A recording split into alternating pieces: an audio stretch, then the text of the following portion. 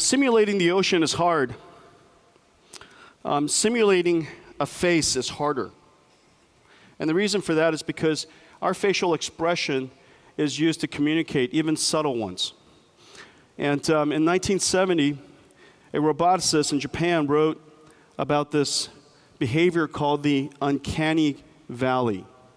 And he was working on prosthetics and robotics, and his observation, and described in his thesis, was that as we improve and increase the realism of robots, we become more familiar with them as they become more humanoid and more human-like in the way they look and the way they move. However, at some point, it gets sufficiently real, it falls off a cliff, and it gets creepy.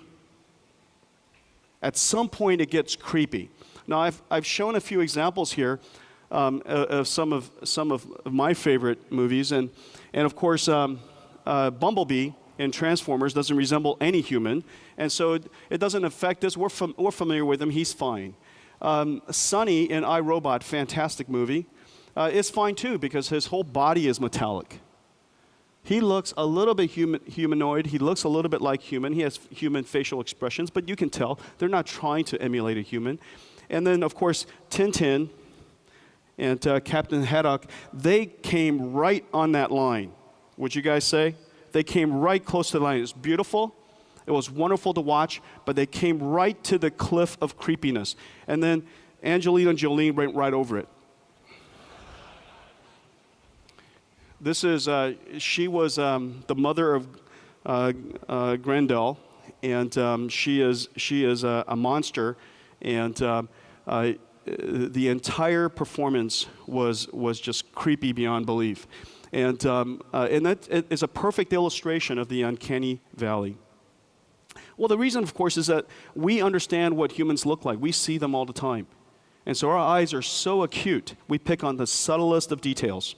Now, we've been working on rendering faces for some time. You've seen us ever since GeForce 256. We try it every single generation because this is an endeavor worthwhile.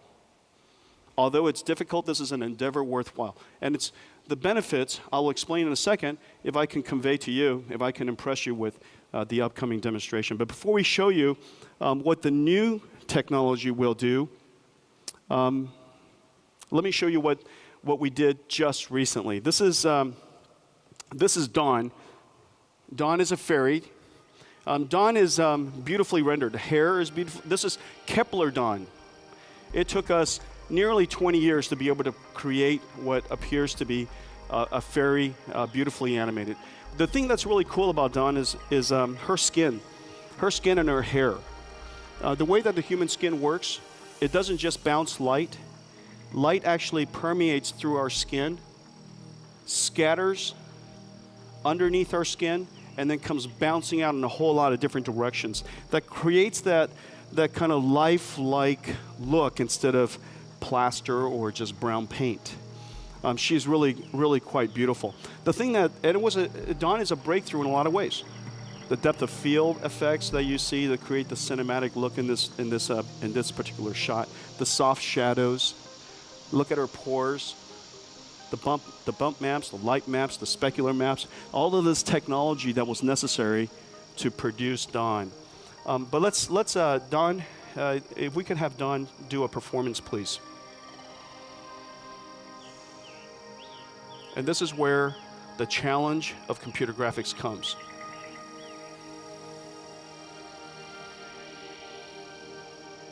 And in fact, this roboticist in Japan, Masahiro, observed that the uncanny valley is much deeper and has a much greater cliff when a particular object is in motion. And you can see how in fact earlier she was beautiful, and now you can tell obviously that she is computer animated. She's still a wonderfully, beautifully rendered computer animation, but it's an animation nonetheless. A little bit creepy. Okay, thank you. Now let's just hold there for just a second, Curtis. Let's hold there for just a second.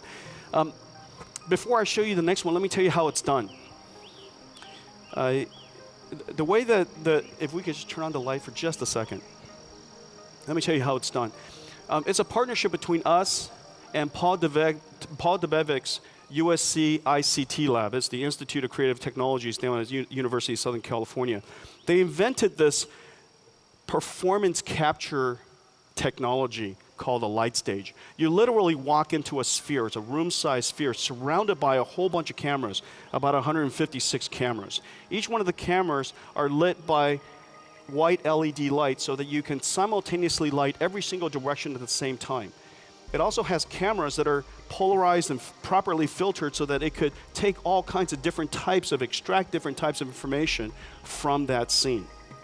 You walk into this thing, and the first thing that it does is extract a coarse geometry.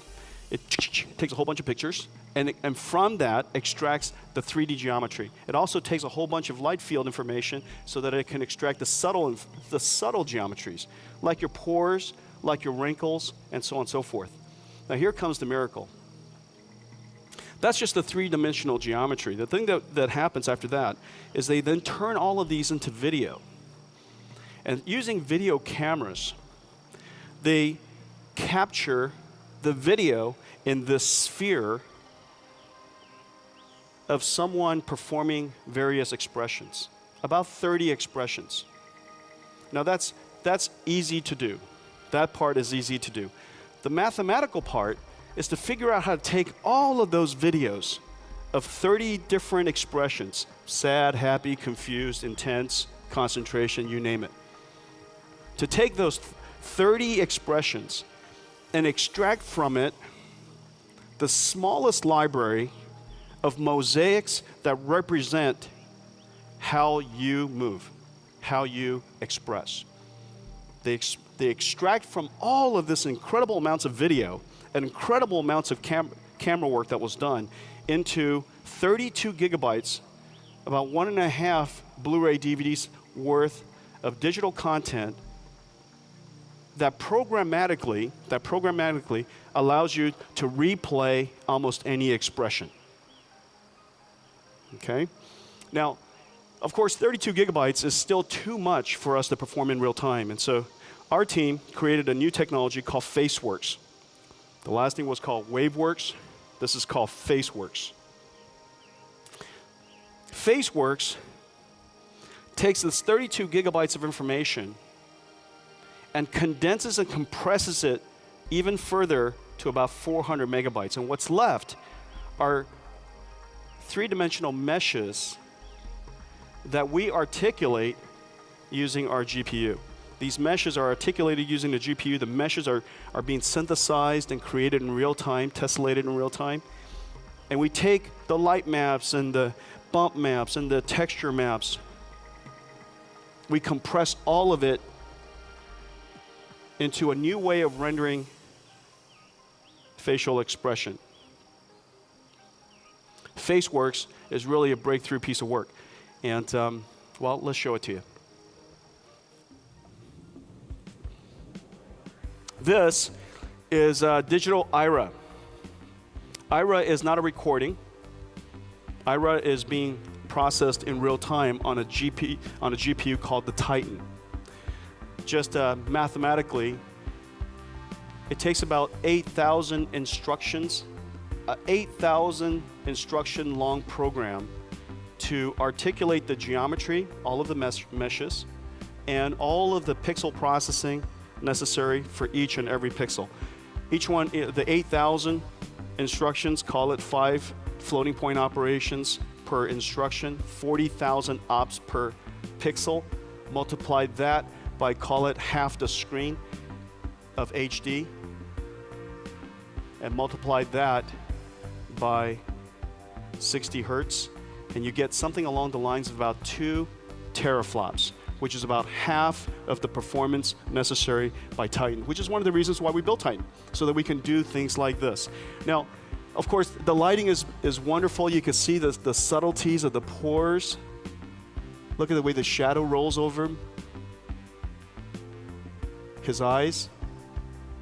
Now imagine each and every one of us would have one of these scans done. And I frankly think that every important person on earth how to have it done. Could you imagine if Lincoln had this done?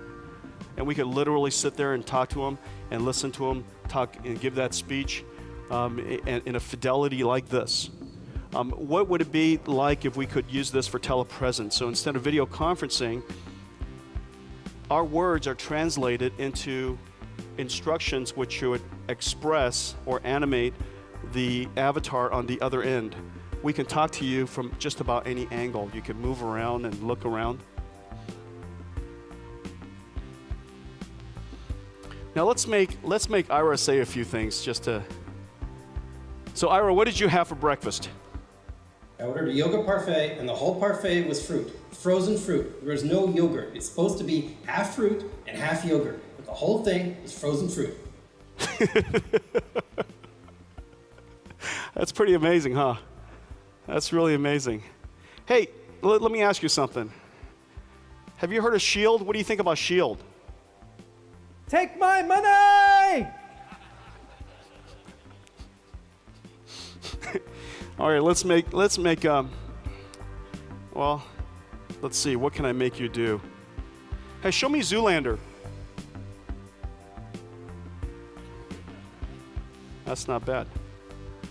Okay. Show me white guy dancing.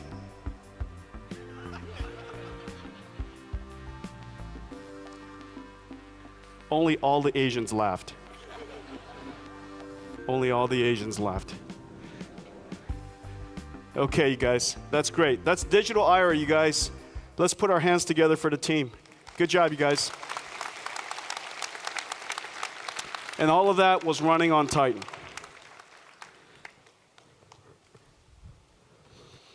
Okay, so that's face work, advanced real-time character performance. Imagine how real-time performances, video games or video conferencing, avatars could really be revolutionized as a result of some technology like that. So that's the first part, chapter 1, computer graphics.